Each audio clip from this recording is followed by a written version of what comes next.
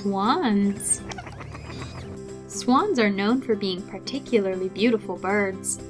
They're the largest members of the duck and goose family, and they can be found on every continent except for Africa and Antarctica.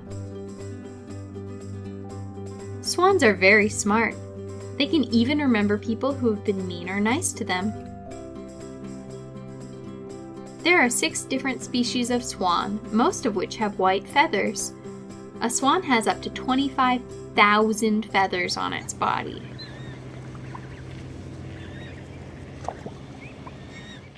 Swans love to live on lakes and rivers, so that's where they build their nests. They eat all kinds of greenery, insects, and tadpoles. Like humans, swans mate for life. This means they choose one other swan to have babies with,